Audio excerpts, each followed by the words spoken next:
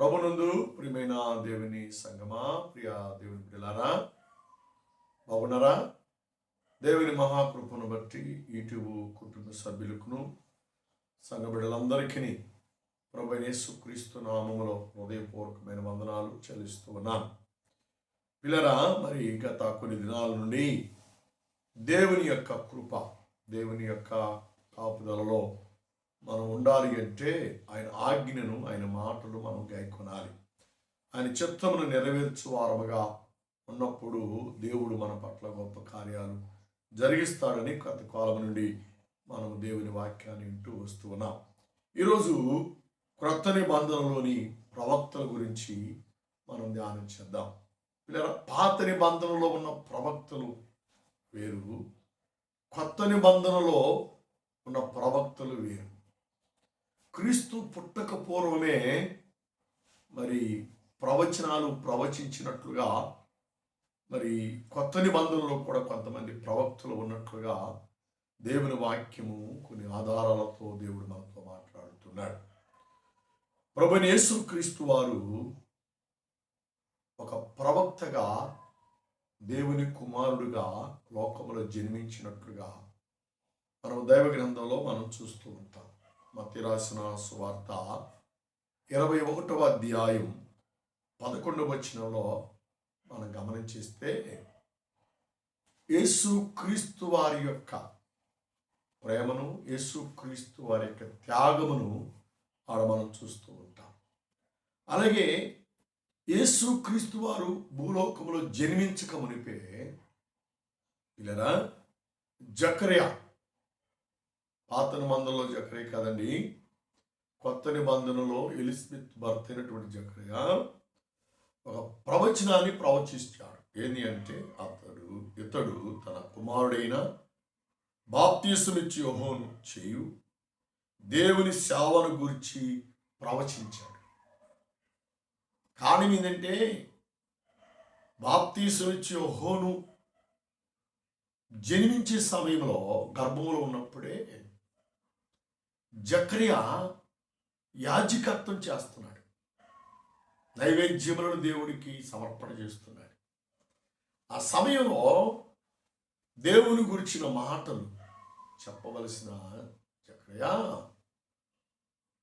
కొంత తడబడినందువలన దేవుడు అతనిని ఈ ప్రవచనము, ఏది నా కుమారుడైనటువంటి యోహాను, బాప్తీసుమిచ్చే యోహాను ద్వారా దేవుని కార్యం జరుగుతుంది, దేవుని పని జరుగుతుందని చెప్పిన తర్వాత అతని నోరు మూయబడినట్లుగా మనం చూస్తాం.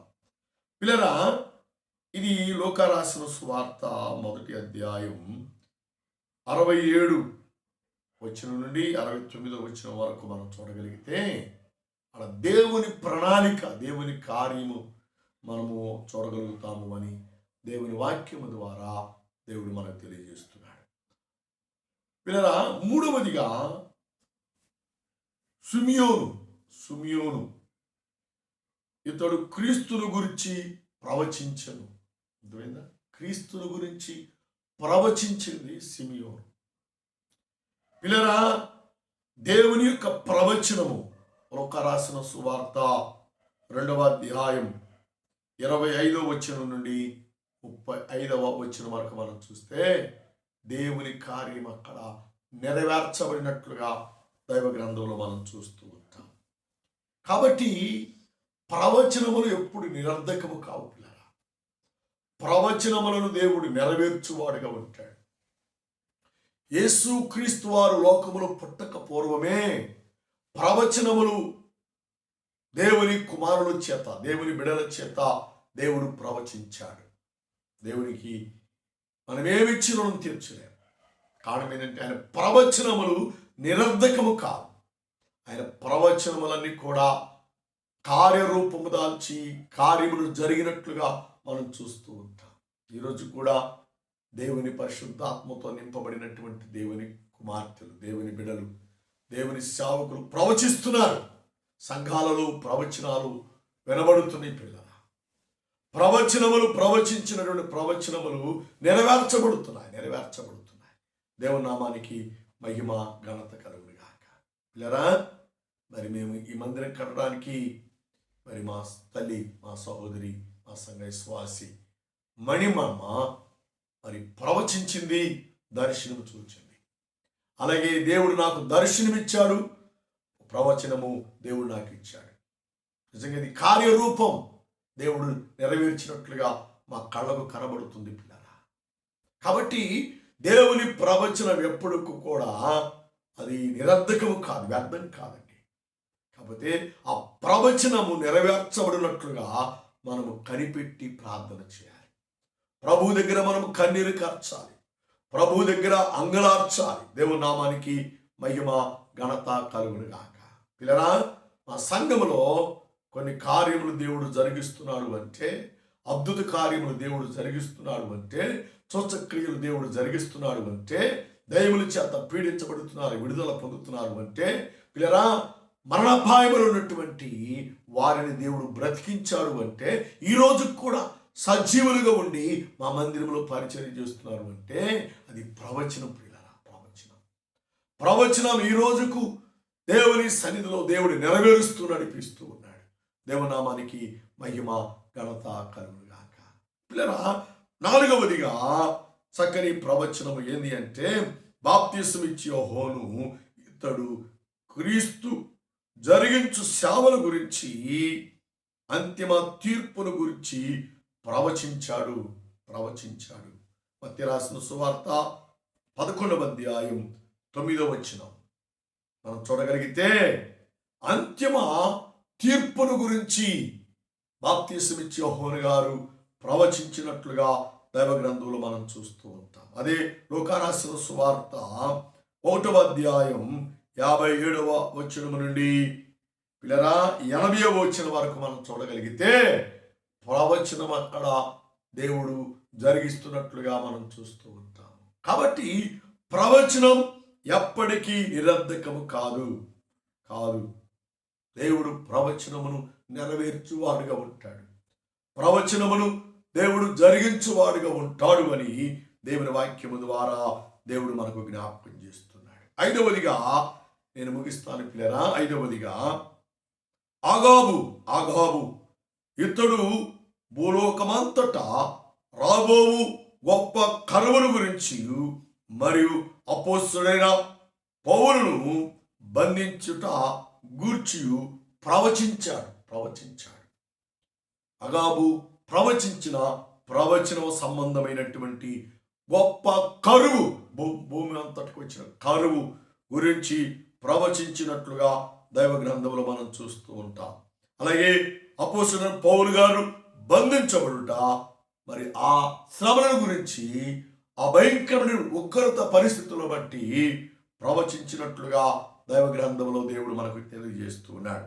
అపోస్తలుల కార్యం 11వ అధ్యాయం 28వ వచనం నుండి మనం గమనం చేస్తే అక్కడ పౌలు గారు పడిన శ్రమలు, రాబోయే శ్రమలు, ఉగ్రతల గురించి తేటగా రాయబడింది. అలాగే అపోస్తలుల కార్యం 21వ అధ్యాయం 10-11 వచనాలు మనం గమనం చేస్తే పౌలు గారిని బంధించి, దేవుని బిడ్డలను బంధించి పెట్టినటువంటి శ్రమలను మనము అక్కడ చూస్తూ ఉంటాం. కాబట్టి మనము దేవునితో మనం ఉన్నప్పుడు దేవుడు గొప్ప కార్యములు జరిగిస్తాడు. దేవునామానికి మహిమ ఘనత కలుగును గాక. పిల్లరా, నెంబర్ 1 ప్రభువైన యేసుక్రీస్తు వారి యొక్క భూలోక సంబంధమైనటువంటి జన్మముల గురించి ప్రవచనం. పిల్లరా, ఆ ప్రవచనం పాత నిబంధనలో యెషయా ప్రవక్త ప్రవచించాడు, పాత నిబంధనలో జకరియా ప్రవక్త ప్రవచించాడు.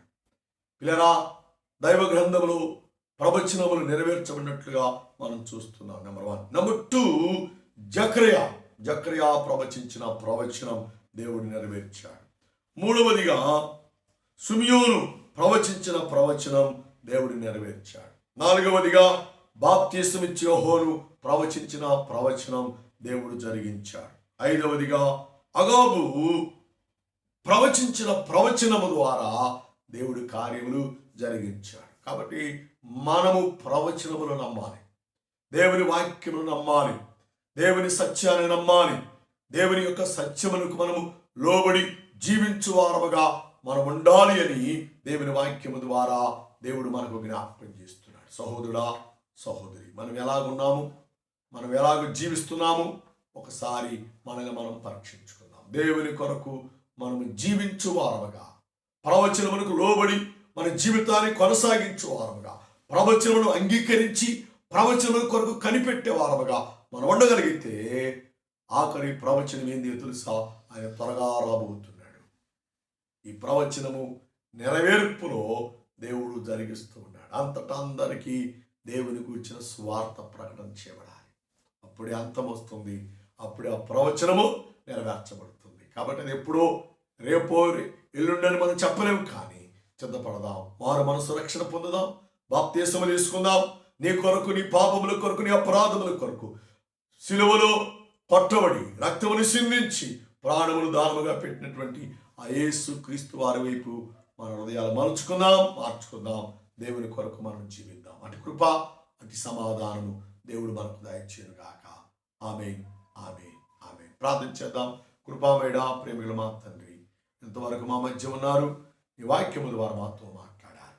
అయా కొత్త మందిరంలో కూడా అయా ప్రవచనములు ఉన్నట్లుగా ఈ వాక్య లేఖన ఆధారాలుగా మాతో మాట్లాడారు. అందుకే నీకు వందనాలు, స్తోత్రాలు.